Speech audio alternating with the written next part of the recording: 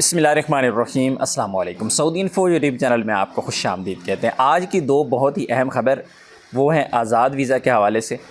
Saudi Arabia में रहने वाले आज़ाद वीज़ा के लिए अच्छी खबर, वो चाहे वो लिमिटेड एक मखसूस शोबे के लिए, लेकिन फिर भी एक अच्छी खबर है।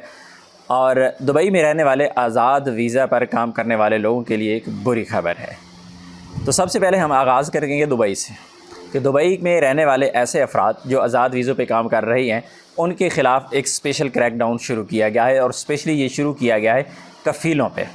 जो भी कफ़ील वीज़ा निकालता है और वो अपना फ़र्ज़ी कोई भी मुसस्सर रजिस्टर्ड करता है, कंपनी रजिस्टर्ड करता है और फिर उस पर बुलाता है, फिर वो उस कंपनी को चलाता नहीं है, उसकी कोई प्रोडक्शन नहीं देता है, उस कंपनी के जो बैंक अकाउंट है उसमें कोई पेमेंट्स नहीं आती, वहाँ से कोई बिज़नेस नहीं होता, कंपनी की जो इंपोर्ट एक्सपोर्ट का काम है वो नहीं होता। यानी कंपनी की एक्टिविटी नज़र आनी चाहिए कि कंपनी ने ये बंदे बुलवाए हैं, एक कंपनी नई ओपन हुई है और वो कंपनी क्या वो काम कर रही है, क्या एक कफ़ील ने ये बंदे बुलवाए हैं और इस मकसद के लिए बुलवाए हैं, क्या वो काम वाकई हो रहा है, उसकी मॉनिटरिंग की जाएगी। अभी ये देखा जाएगा कि एक बंदे ने एक छोटी सी फैक्ट्री लगाई है और 5-7 बंदे उसके लिए बुलवाए हैं, तो वो पूरे साल में जो फैक्ट्री है वो कितना बिज़नेस करती है उसका बिज़नेस शो करवाना पड़ेगा।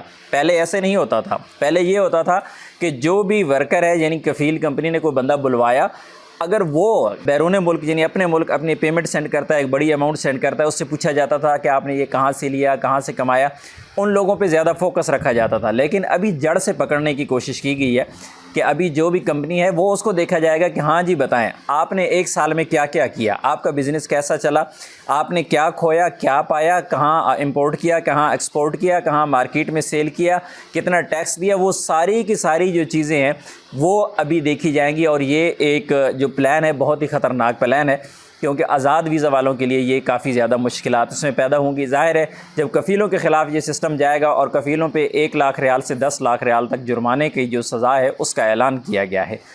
इसी तरह मज़ीद ये कहा गया है कि जो सऊदी उसमें दुबई में पहुंचने के बाद जो लोग एक वर्कर दूसरी कंपनी को देता है और बग़ैर इजाज़तनामे के, उसके ख़िलाफ़ भी अब बाकायदा तौर पर एक कानूनी कार्रवाई है उसका आगाज़ किया जाने वाला है। तो ये दुबई में काफ़ी ज़्यादा चीज़ें और भी डिस्कस करने वाली। बहरहाल मैंने आपको मुख्तसर बता दिया कि अभी तरीक़ाकार जो है उसको चेंज किया गया है, पहले वाला तरीक़ाकार नहीं है। और एक चीज़ यहाँ पे अहम बताऊँ कि दुबई में जो भी कानून आता है ना, उसके बाद सऊदी अरेबिया में वो चीज़ें आती हैं। सऊदी अरेबिया में ऑलरेडी ये कानून मौजूद है। कफ़ील जो है उनके ख़िलाफ़ इस तरह की कार्रवाइयाँ की जाती रही हैं, होती हैं कि अगर वो इस तरह का काम करते हैं, यानी आज़ाद वीज़ा पे लोगों को काम करते हैं, कफ़ीलों को सज़ाएँ भी होती हैं, जुर्माने भी होते हैं। लेकिन अभी जो सिस्टम जो चेंज किया गया है थोड़ा सा, उसमें काफ़ी ज़्यादा मुश्किलात हैं। दूसरी तरफ आ जाते हैं कि सऊदी अरेबिया में ऐसे तमाम अफराद जिनके पास जो इकामा है उस पर सनाइया लिखा हुआ है, तो उन तमाम अफराद को 1 साल के लिए मज़ीद छूट दे दी गई है। कोई 5 साल पहले एक अनाउंसमेंट की गई थी कि उनकी जो फ़ीसें हैं इकामा की माफ़ की गई थी, और ये इसलिए किया गया था कि जितनी भी नई इंडस्ट्री सऊदी अरेबिया में लग रहा है, नए जो बिज़नेसमैन हैं, नया कारोबार करने वाले लोग हैं, उनको ये सहूलत दी गई थी कि आप नया प्रोग्राम स्टार्ट करें, अपना नया कारोबार स्टार्ट करें और इससे फ़ायदा उठाएँ। और 3 साल पहले की मैं आपको रिपोर्ट बता दूं कि 3 साल पहले जो रिपोर्ट आई थी उसमें ये कहा गया था कि ये जो छूट दी गई है इकामों में, उस छूट की वजह से इतना ज़्यादा बिज़नेस बढ़ा है कि सऊदी अरेबिया को 3 ट्रिलियन रियाल का फ़ायदा हुआ है 1 साल में। बज़ाहिर ये सूरत हाल लोग सोचते होंगे कि इकामा की फ़ीस सऊदी गवर्नमेंट कम करती है तो गवर्नमेंट को नुकसान होता है। ऐसा नहीं है, नुकसान नहीं होता। गवर्नमेंट एक तरफ से फैसिलिटी दे देती है कि आप अपना कारोबार स्टार्ट करें, हम इकामे की फ़ीस आपको माफ़ कर रहे हैं, लेकिन दूसरी तरफ जो कारोबारी हजरात हैं उनको फ़ायदा नज़र आता है कि 5 साल की ये इकामों से तो हम बरी ज़िम्मा हैं। तो वो क्या करते हैं कि अपने कारोबार को बढ़ा लेते हैं, अपनी सेल्स को बढ़ा लेते हैं, अपनी इंपोर्ट एक्सपोर्ट को बढ़ा लेते हैं, अपनी प्रोडक्शन को बढ़ा लेते हैं।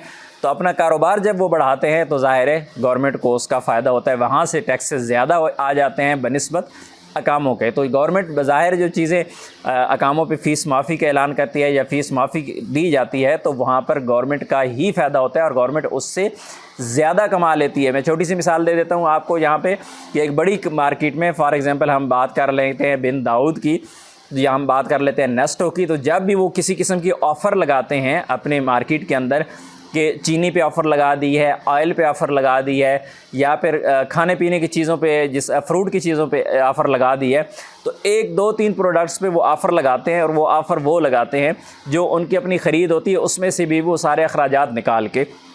فار ایگزامپل چینی ان کو 2 ریال اگر کے جی پڑ رہی ہے تو ٹوٹل اخراجات ڈال کے تو وہ 2 ریال کی اناؤنسمنٹ کر دیں گے کہ باقی مارکیٹ میں 3 ریال کی بک رہی ہے، ہم 2 کی بیچیں گے. لیکن جو چینی لینے جائے گا ساتھ میں 10 چیزیں اور لے کے آئے گا، اور اس طرح اس مارکیٹ کو فائدہ ہوتا ہے. اور یہی پالیسی ہوتی ہے گورنمنٹ کی بھی کہ وہ ایک طرف تو معافی دیتی ہے اور دوسری طرف اس کو فائدہ ہو جاتا ہے. تو دوبارہ سے میں یہاں پہ شارٹ کٹ دہرا دیتا ہوں کہ سعودی عربیہ میں رہنے والے ایسے تمام افراد جن کے اقامہ پر الصناعیہ لکھا ہوا ہے، تو ایسے تمام مسنا لکھا ہوا ہے، صناعیہ لکھا ہوا ہے، تو ایسے تمام افراد کو اقامے کی فیس میں 1 سال کے لیے یعنی 31 دسمبر 2025 تک کے لیے چھوٹ دے دی. امید ہے آج کی انفارمیشن آپ کو اچھی لگی ہوگی. انفارمیشن اچھی لگی تو ویڈیو کو لائک ضرور کیجیے گا. ملتے ہیں نیکسٹ ویڈیو میں، تب تک کے لیے اجازت دیجیے. اللہ حافظ.